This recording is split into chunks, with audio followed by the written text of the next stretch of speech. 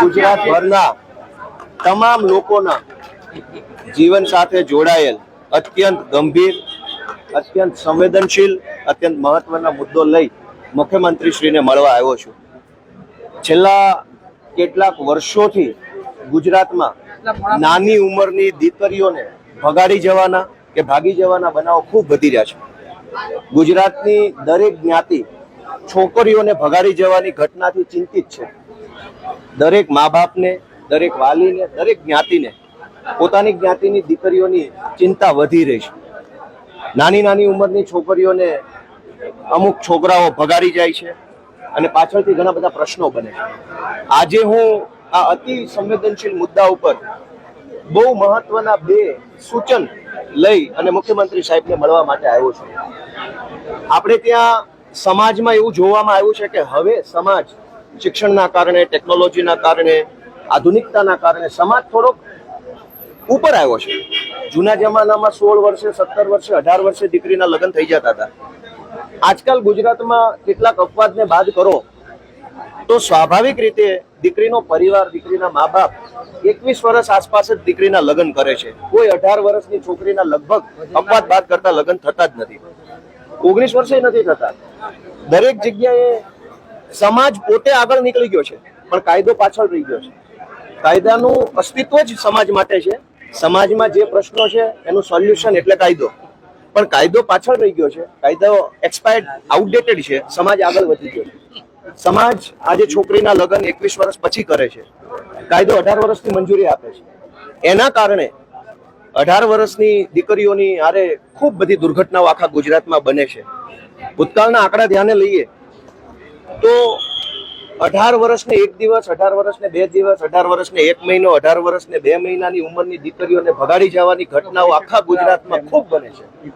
અને પછી દીકરીના મા બાપના હાથ બંધાઈ જાય છે, લાચાર થઈ જાય છે કાયદા પાસે, કેમ કે કાયદો એવું કહે છે કે 18 વર્ષ છે તો લગ્ન કરી શકશે. આજે હું મુખ્યમંત્રી શ્રી સમક્ષ 2 માંગણી લઈને આવ્યો છું, જેમાં એક માંગણી છે દીકરીઓના લગ્ન કરવાની ઉંમરમાં વધારો કરવાની. સમાજ પોતે જ આજે 21 વર્ષે દીકરીના લગ્ન કરે છે, 22 વર્ષે કરે છે, 23 વર્ષે કરે છે. તો કાયદાની મર્યાદા પર સુધારો કરવામાં આવે. શું કામ? આજકાલ કોલેજમાં ભણતી હોય કે 12મા ધોરણમાં અભ્યાસ કરતી દીકરીઓને લલસાવી, ફોસલાવી, ભોળવી, એની બૌદ્ધિક રીતે અપરિપક્વ ઉંમરનો નાજાયજ ફાયદો ઉઠાવી ભગાડી જવાની ઘટનાઓ સમાજને ખૂબ ચિંતા આપી રહી છે. ગુજરાતમાં એક બીજું પણ બહુ મોટું કૌભાંડ હાલે છે, લગ્ન નોંધણી કૌભાંડ. મારી પાસે કેટલાક આંકડા છે કે પંચમહાલ જિલ્લાના ભદ્રાલા ગામની કુલ સંખ્યા કરતા વધુ લગ્ન નોંધણી થઈ. 560 લગ્નોની નોંધણી એક ગામમાં થઈ ગઈ. એક ગામમાં 560 લગ્ન ક્યારેય શક્ય જ નથી. અમરેલીના હામાપર ગામમાં 1341 લગ્નની નોંધણી કરવામાં આવી તલાટી દ્વારા.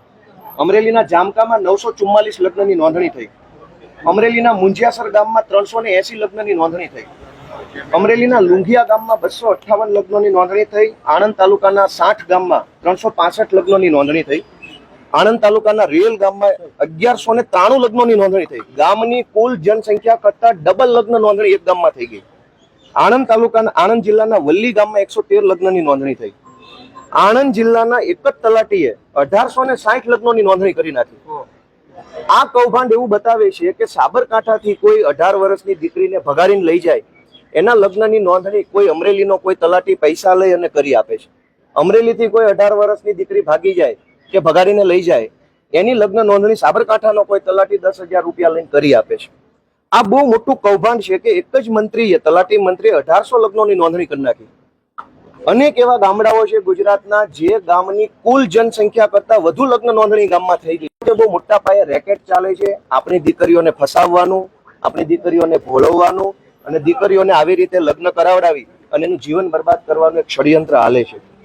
આજે મારી 2 માંગણી પૈકી દીકરીઓના સમર્થનમાં શું કામ માંગણી મૂકું છું? મોટા ભાગના કિસ્સાઓમાં કોઈ 25, 27, 28 વર્ષની દીકરીને ભગાડી જાય એવું નથી બનતું. 18 વર્ષને 1 મહિનો, 19 વર્ષ, 18.5 વર્ષ આવી ઉંમર હોય છે દીકરીઓની. હવે આપણે વિચારીએ કે 18 વર્ષ કે 19 વર્ષની દીકરીને ભગાડીને લઈ જાય તો સૌથી મોટી સમસ્યા એ છે કે દીકરીનું ભણતર બગડે છે. 18 કે 19 વર્ષની ઉંમરની દીકરી હંમેશા કોલેજમાં 1લા વર્ષ, 2જા વર્ષ કે કોલેજ આસપાસની એની ઉંમર હોય. ચાલુ કોલેજે કે કોલેજ પૂરું કરીને દીકરીને ભગાડી જવામાં આવે, ગોળવીને, ફોસલાવીને, લલચાવીને કોઈ પણ રીતે, તો સૌથી મોટી તકલીફ એ દીકરીનું ભણતર બગડે છે, એનું ભવિષ્યની એને નોકરી મળવાની હોય એ બધી તકલીફો વધે છે. તો દીકરીને ભગાડીને લઈ જાઓ અથવા દીકરી ભાગી જાય, એ પ્રશ્ન માત્ર દીકરીના પિતાનો કે એની જ્ઞાતિનો નથી, સરકાર અને સમાજનો પ્રશ્ન છે કે જો દરેક દીકરીઓનું આવી રીતે લગ્ન થશે અને એનું શિક્ષણ બગડશે તો દીકરીનું ભવિષ્ય આંધળું બનશે. બીજો પ્રોબ્લેમ કે દીકરીને ભગાડીને લઈ જવામાં આવે અથવા દીકરી ભાગીને લગ્ન કરે ત્યારે એના મા બાપની સંપત્તિમાં વારસાનો પ્રશ્ન બહુ મોટા પાયે આવે છે. ઘણી વખત એવું બને છે કે જબરજસ્તીથી, દાદાગીરીથી, કાયદાની આટીઘૂટીનો ઉપયોગ કરીને મા બાપની સંપત્તિમાંથી હિસ્સો પડાવી લેવાની કોશિશ થતી હોય છે. ઘણી વખત છોકરાની સંપત્તિમાંથી પણ હિસ્સો પડાવી લેવાની કોશિશ થતી હોય. તો ભાગીને કે ભગાડીને જે લગ્ન થાય છે એમાં દીકરાના પરિવારની સંપત્તિ અને છોકરીના પરિવારની સંપત્તિના બહુ મોટા પ્રશ્નો ઊભા થાય છે. કોર્ટ કચેરીના ધક્કા મા બાપે ખાવા પડે છે અને હેરાન થઈ જાય છે પરિવાર. ત્રીજો પ્રશ્ન કે દીકરા અને દીકરીની કોઈ કેટેગરી હોય છે, કોઈ ઈડબ્લ્યુએસ, કોઈ ઓબીસી, કોઈ એસસી, કોઈ એસટી, આવી કેટેગરી હોય. દીકરીની કેટેગરી અલગ હોય, છોકરાની કેટેગરી અલગ હોય. બે અલગ અલગ કેટેગરીના છોકરા છોકરી લગ્ન કરે એનાથી જે સંતાન જન્મે એની કેટેગરી કઈ? ઓબીસી પુરુષ હોય અને એસસી કોઈ સ્ત્રી હોય અથવા એસસી પુરુષ હોય અને ઓબીસી સ્ત્રી હોય, એનાથી જે બાળક જન્મે એ બાળકની કેટેગરી કઈ? એ બાળકની ઓબીસી હશે, એસસી હશે, એસટી હશે, કઈ નક્કી થતું નથી. એવા સંતાન જયારે મોટા થાય ત્યારે એને સરકારી નોકરીમાં, શિક્ષણમાં અનેક જગ્યાએ તકલીફો પડતી હોય છે. આ સિવાય આ કાચી ઉંમરમાં, કાચી સમજણમાં, મુગ્ધતાના કારણે ભાગી જઈને કે ભગાડી જઈને જે પ્રેમ લગ્ન કર્યા હોય છે, સમય જતા જ્યારે વાસ્તવિકતાનો અહેસાસ થાય ત્યારે આ લગ્નો ભાંગી પડે છે અને કોર્ટોની અંદર છૂટાછેડાના હજારો પ્રશ્નો, નાની ઉંમરના છૂટાછેડાના પ્રશ્નો કોર્ટોની અંદર ખડકાઈ જાય છે. નાની ઉંમરની દીકરીઓના છૂટાછેડાના પ્રશ્નો ખૂબ વધી રહ્યા છે.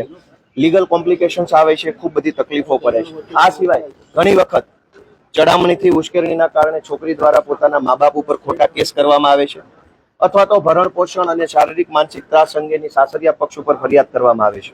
માત્ર બે છે. એક કે કાયદામાં છોકરીના લગ્ન કરવાની ઉંમર જે છે 18 વર્ષ છે.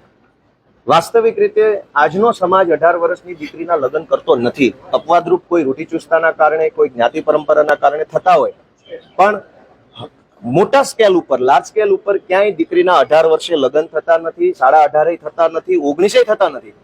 સમાજ આગળ વધી ચુક્યો છે, કાયદો પાછળ રહી ગયો છે. તો હું મુખ્યમંત્રીશ્રીને એક રજૂઆત કરવા આવ્યો છું કે પહેલા કાયદો પાછળ રહી ગયો છે, સમાજ આગળ નીકળી ચુક્યો છે, તો કાયદામાં સુધારો કરી દીકરીના લગ્નની ઉંમર 21 વર્ષ કરવામાં આવે તો દીકરીનું ભણતર પૂરું થઈ શકે, સારી રીતે રહી શકે. અને બીજું કે અત્યારે જે લોકો ભાગી જાય છે અથવા ભગાડી જાય છે એને એક માફિયા નેટવર્ક દ્વારા મદદ કરવામાં આવે છે. લગ્ન કરાવવા માટેના એજન્ટો છે અને માફિયા નેટવર્ક છે.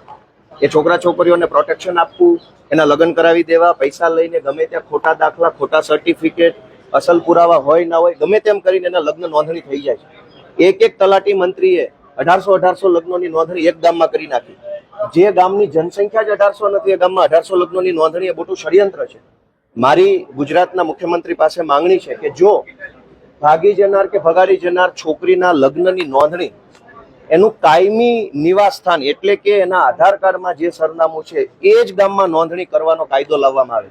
અત્યારે શું થાય છે કે ભાવનગરથી કોઈ ભાગી જાય, એના લગ્નની નોંધણી અમદાવાદમાં થઈ શકે છે. એક વાહન લઈએ, મોટર કાર, તો મોટર કારનું અમદાવાદથી ખરીદેલી ગાડીનું જુનાગઢમાં રજીસ્ટ્રેશન નથી કરાવી શકાતું. તો લગ્નનું રજીસ્ટ્રેશન 3 જિલ્લા પછીના જિલ્લામાં કેમ થઈ શકે? એક નિર્જીવ કારનું રજીસ્ટ્રેશન પણ સેમ જિલ્લામાં થઈ શકતું હોય તો લગ્નનું રજીસ્ટ્રેશન અલગ જિલ્લામાં કેમ? જો લગ્નની નોંધણી મહિલાના એટલે કે છોકરીના એટલે કે સ્ત્રીના પોતાના કાયમી નિવાસના સરનામા ઉપર જ કરવામાં આવે તો આ પ્રશ્નનું મોટા પાયે સોલ્યુશન આવે એમ છે. તો આટલી માંગણી લઈ આજે હું મુખ્યમંત્રી સાહેબને મળવા માટે આવ્યો છું. આશા રાખીએ કે ગુજરાતની દીકરીઓ માટે, તમામ સમાજની મા બાપની જે ચિંતા છે એ ઓછી થાય એટલા માટે મુખ્યમંત્રી કંઈક સારો નિર્ણય કરશે. Okay, thank you.